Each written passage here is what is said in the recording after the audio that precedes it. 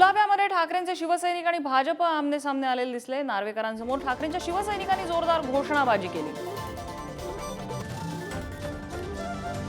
कुलाब्यामध्ये राहुल नार्वेकर हे आलेले असताना त्यांच्या समोर ठाकरेंच्या शिवसैनिकांनी जोरदार घोषणाबाजी केली।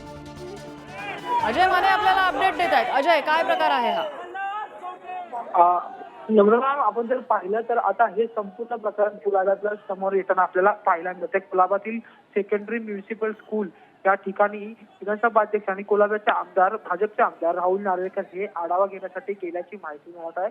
आणि त्यावेळेसच ठाकरेंच्या शिवसेनेकडून 50 खोके एकदम मुके अशा जे ते घोषणाबाजी करण्याचं प्रकरण जे ते समोर आलेलं पाहायला मिळते। सगळ्यात महत्त्वाचं म्हणजे की ह्या ठिकाणी भाजप आणि ठाकरेंच्या शिवसेनेच्या कार्यकर्त्यांमध्ये त्याच्यानंतर वाद जो आहे तो निर्माण झाला होता, तणावाचं वातावरण निर्माण झालं होतं। पण पोलिसांनी जे ते हा संपूर्ण प्रकरण हाताळलं आणि त्याच्यानंतर या ठिकाणी जी आहे ती परिस्थिती ती पुन्हा एकदा शांतरित्या जी आहे ती सुधारवण्यात आली आणि त्याच्यानंतर संपूर्ण मतदान प्रक्रिया जी आहे ती पूर्णतः त्याच परीने पार पडली। सगळ्यात महत्त्वाचं म्हणजे की ठाकरेंच्या शिवसेनेकडून म्हणण्यात आलं की ज्यावेळी तुमचं मतदान झालं त्याच्यानंतर इथे येण्याची गरजच काय होती असा मुद्दा जो आहे ठाकरेंच्या शिवसेनेकडून उपस्थित करण्यात आला होता।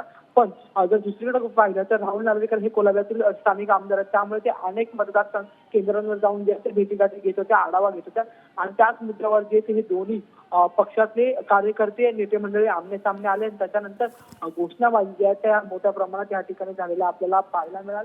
आणि त्याच्यानंतर ही संपूर्ण परिस्थिती आता पोलिसांकडून नियंत्रणात आणून मतदानाची प्रक्रिया जी ती पूर्णतः पार पडून घेण्यात आलेली ही माहिती जी समोर येते। नम्रता, अजय, धन्यवाद या माहितीबद्दल।